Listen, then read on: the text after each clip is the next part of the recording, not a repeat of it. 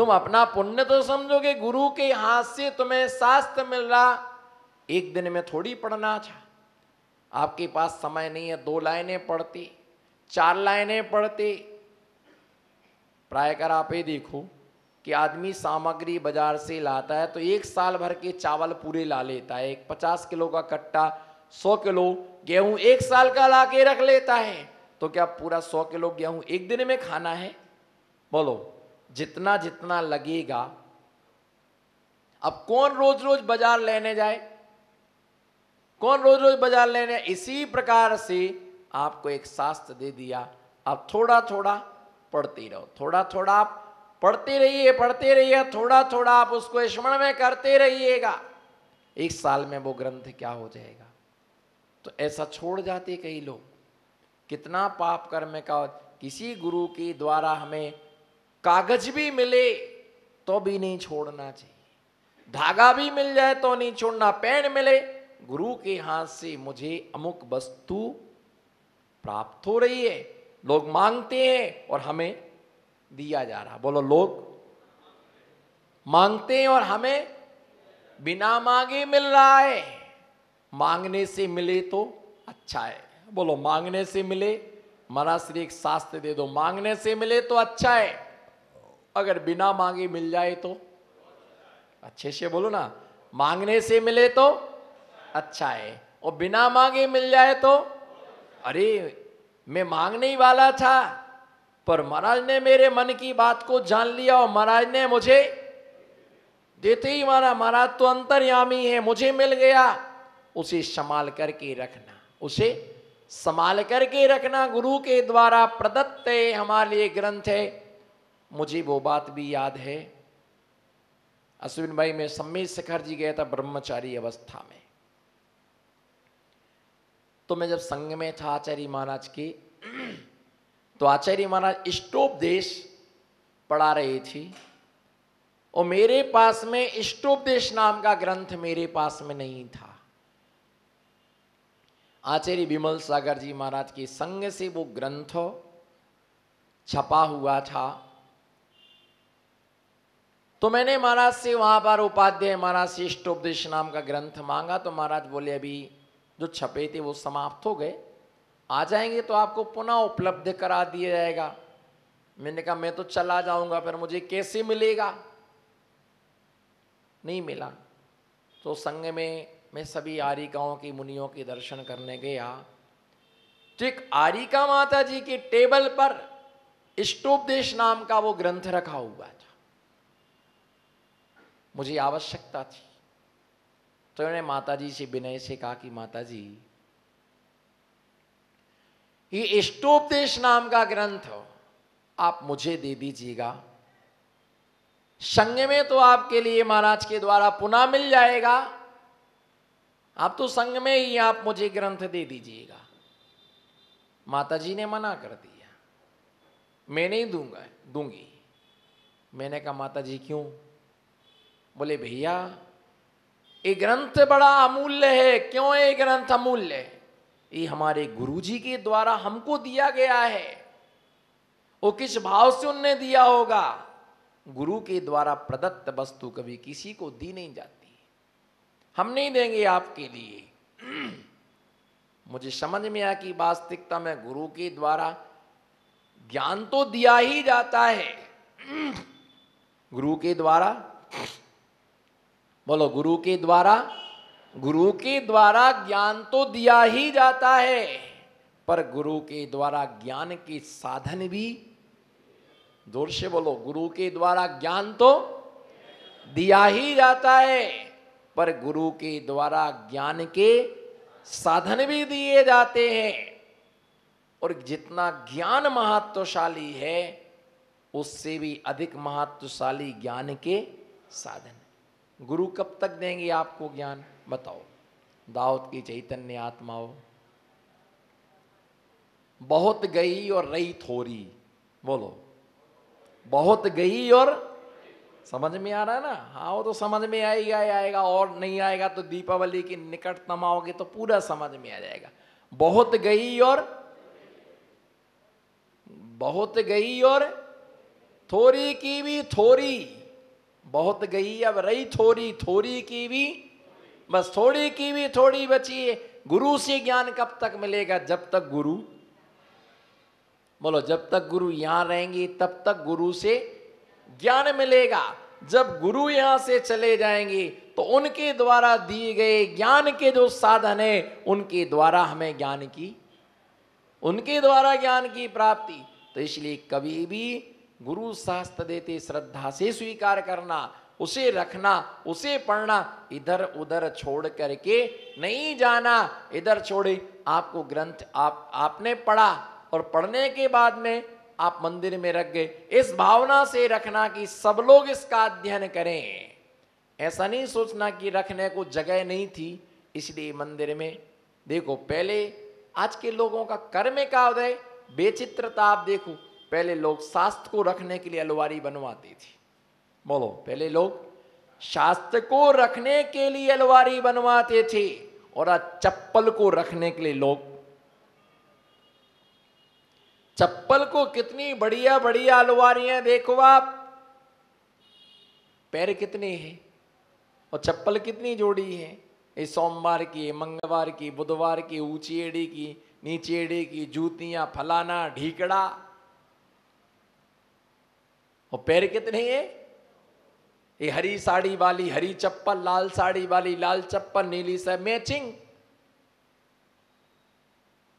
अलमारी भी देखो बढ़िया, सब पूरा बना कर। पहले शास्त्र रखने के लिए लोग अलमारी बनवाते थे, चप्पल रखने के लिए अलमारी बनवा ले। जब तुम इतना निकृष्ट के लिए व्यवस्था कर सकते तो जिनागम को बनवाने के लिए हर घर में एक अलमारी ऐसी होना चाहिए। कई लोगों ने देवघर, चैत्यालय, पूजा घर, जाप घर ऐसा नाम दिया है। जब इतना बड़ा तुमने मकान बनाया तो एक इतनी सी जगह नहीं थी 4x4 की कि जिसके लिए हम नाम देते। अब महाराज जी क्या बताएं, आप तो कितना कितना बताते हो, क्या क्या करें। एक दिन में इतना बता दिया कि पूरी जिंदगी में पूरा नहीं कर पाना। इतना सा तो फ्लैट है, उस फ्लैट में पूजा घर बना दो तो पूरा ड्राइंग रूम बिगड़ जाए, उसकी शोभा ही बिगड़ जाए। भैया पूजा घर बनाने से घर की शोभा बिगड़ती नहीं है, घर की शोभा और, घर की शोभा और। दो चार मालाएं टांग करके रखो, कभी याद आए आ जाएगा तो कभी हाथ में माला आ जाएगी। एक आध दो चार शास्त्र वहां पर रखो, कभी उसमें प्रवेश कर गए तो एक आध पन्ना पढ़ने का भाव आ जाएगा। एक आध आचार्य महाराज का फोटो लगा करके रखो, कभी स्मृति आएगी तो दिगंबर मुनिराज के दर्शन करने को निकल पड़ेंगी। एक आध कलश रखो जिससे याद आए कि चौमासा यहां पर चौमासा यहां पर हुआ था। भैया ध्यान रख करके चलना।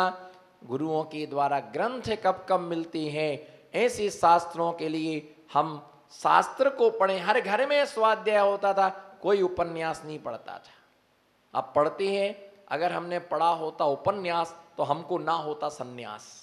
हमने नहीं पढ़ा उपन्यास इसलिए हमें हो गया सन्यास, मतलब वैराग्य हो गया। और अगर हमने उपन्यास पढ़ा होता तो हमें वैराग्य नहीं होता। लोग ट्रेन में सफर करती, कॉमिक्स है ना स्टेशन पर मिलती हैं, बुक्स खरीदते हैं और रात रात भर पढ़, जब तक पूरी न किराए से मिलती हैं। स्टोरी जो इसमें आती है वो किराए से लाती, दिन दिन भर पढ़ते हैं। बाजार में 5 रुपए 10 रुपए प्रति घंटे मिलती हैं, लोग लेकर के आते। और शास्त्र मंदिर में रखे तो उनको पढ़ने का भाव भी है। इनको पढ़ने में समय नहीं निकालना। हमें जिनेंद्र भगवान की वाणी को पढ़ना है, जिनेंद्र भगवान की वाणी को सुनना है। इनमें चित्त मलिन ना करना। जिनागम को पढ़ो, ऐसी कोटे शास्त्रों को नहीं पढ़ना जिससे पाप का आर्जन हो, पाप कर्म का आश्रय हो, पाप कर्म का बंध हो निरंतर। जिनागम का स्वाध्याय करने से दुष्श्रुति छूट। दुष्श्रुति का दूसरा अर्थ है खोटी सुत्ती, खोटी चर्चा। चार लोग जहां मिल जाते, धर्म की चर्चा करो, तत्व की चर्चा करो, कभी भी खोटी दुष्श्रुति नहीं करना। खोटी चर्चा करने से खोटे कर्म का बंध होता है और एक जन्म में कर्म करते हैं और कई जन्मों तक हमें उस कर्म का फल भोगना पड़ता है। इसी भावना के साथ मैं वाणी को विराम देता हूँ। जय बोलो पंच परमेष्टि भगवान। धर्म स्नेह बंधो, आचार्य प्रवर समंत्र भद्र स्वामी जिनके लिए तार्किक चूड़ामणि कहा जाता है। आचार्य समंतभद्र स्वामी की तर्क के सामने जितने भी अभिमानी लोग थे वो उनके चरणों में नतमस्तक हो गए। उनके प्रतिपाद्य विषय का कोई खंडन नहीं कर पाया। ऐसे आचार्य प्रवर समंतभद्र स्वामी द्वारा श्रावक धर्म की विवेचना, श्रावक धर्म की निरूपणा में अनर्थ दंड व्रत के विषय में 5 भेदों के अंतर्गत दुष्श्रुति नाम का अनर्थ दंड व्रत, दुष्श्रुति नाम का अनर्थ दंड, दुष्श्रुति का मतलब होता है खोटी श्रुति करना, खोटी श्रुति का मतलब होता है खोटी चर्चाएं करना। अनादि काल से अनंत काल हमारा बातों में निकल गया। बोलो, अनादि काल से अनंत काल हमारा बातों में निकल गया। बातें करना बुरा नहीं है। बोलो, जोर से बोलो ना, बातें करना बुरा नहीं है, बुरी बात करना बुरा है। फिर से बोलो, बातें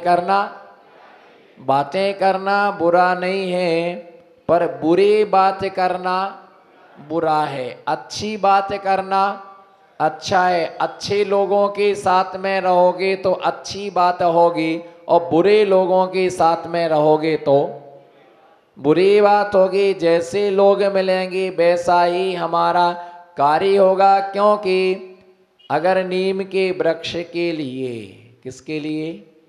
बोलो जी, नीम के वृक्ष के लिए घी, दूध से यदि उसे सींचा जाए तो अभी वो नीम कभी मीठी होने वाली। किससे सींचा गया? नीम के वृक्ष के लिए घी से, दूध से, गन्ने के रस से अगर उसको सींचा जाए, उसके लिए पानी डाला जाए उसमें, तो भी उसका कड़वापन कभी भी समाप्त होने वाला नहीं है। नीम कड़वी की कड़वी रहेगी।